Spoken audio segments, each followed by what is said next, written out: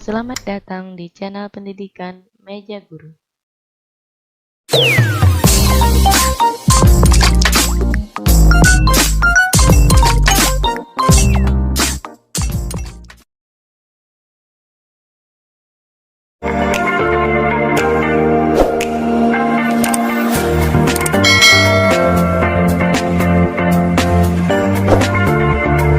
Assalamualaikum warahmatullahi wabarakatuh. Apa kabar semuanya? Semoga yang nonton video ini sehat terus ya, dan tetap semangat.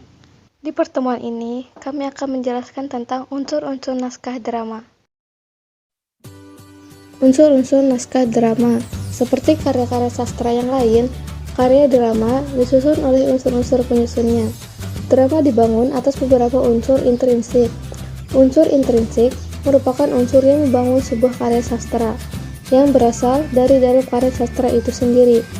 Unsur intrinsik yang dimaksud sebagai berikut. A. Tema.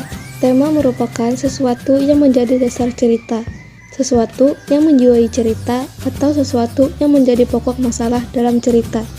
Tema sebuah drama terdapat dalam setiap satuan peristiwa cerita. B. Tokoh dan penokohan atau perwatakan. Dalam drama, terdapat tokoh atau pelaku. Para pelaku drama digambarkan perwatakannya masing-masing oleh pengarang. Perwatakan tokoh tercermin melalui dialog dalam drama. Berdasarkan perannya, tokoh dibagi menjadi dua, yaitu tokoh utama dan tokoh pembantu. Tokoh utama merupakan tokoh yang paling sering muncul dalam setiap adegan dan menjadi pusat perhatian tokoh-tokoh yang lain. Tokoh utama terdiri atas tokoh protagonis bersifat baik dan tokoh antagonis bersifat jahat. Tokoh pembantu adalah tokoh yang dilibatkan untuk mendukung jalannya cerita dan memiliki kaitannya dengan tokoh utama, sering disebut dengan dietrogonis. Adapun berdasarkan perwatakannya, tokoh terdiri atas tokoh berkembang, statis, dan serba bisa. 1. Tokoh berkembang adalah tokoh yang mengalami perkembangan nasib selama pertunjukan. Misalnya, tokoh yang awalnya baik, pada akhirnya menjadi karakter jahat. 2. Tokoh statis adalah tokoh yang tidak mengalami perubahan karakter dari awal hingga akhir cerita. Misalnya, seseorang yang berkarakter jahat dari awal akan tetap bersifat jahat sampai akhir drama. 3. Tokoh serba bisa adalah tokoh yang dapat berperan sebagai tokoh lain dengan penampilan dan karakter berbeda. Daftar tokoh-tokoh dalam naskah drama dapat disertai dengan penjelasan tentang nama, umur, jenis kelamin, jabatan, dan keadaan jiwanya. Sementara itu, watak para tokoh dapat digambarkan berdasarkan keadaan fisik, misalnya umur, jenis kelamin, ciri-ciri tubuh. Psikis misalnya, temperamen, keadaan emosian, dan sosial, misalnya pekerjaan, kelas sosial. Latar tokoh-tokoh tersebut digambarkan dengan jelas dalam dialog dan catatan samping. C. Latar atau setting.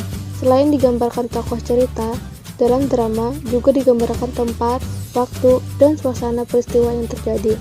Keterangan atau rujukan tempat, waktu, dan suasana peristiwa yang terjadi disebut latar. Latar dapat diketahui melalui kostum, dekorasi, atau tata lampu dalam pementasan drama.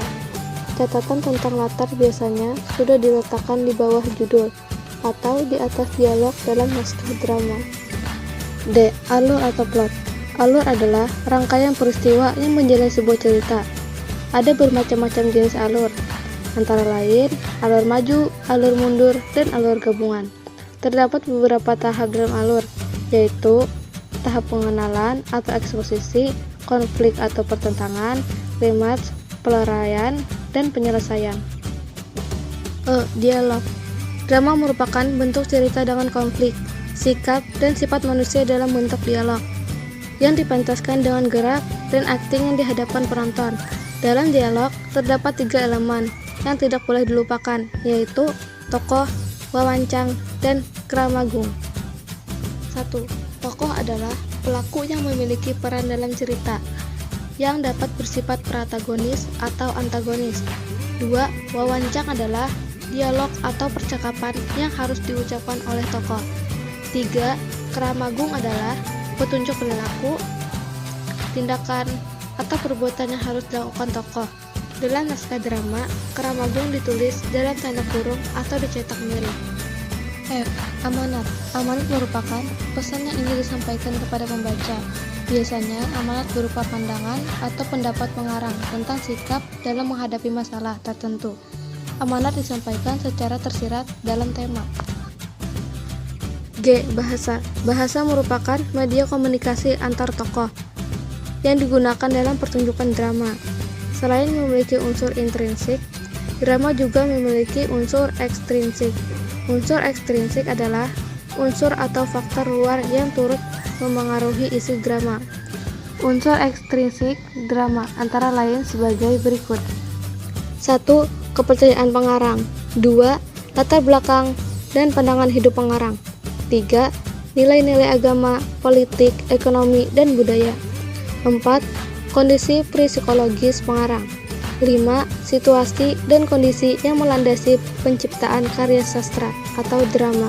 Mungkin itu saja yang dapat kami sampaikan. Wassalamualaikum warahmatullahi wabarakatuh. Semoga bermanfaat ya.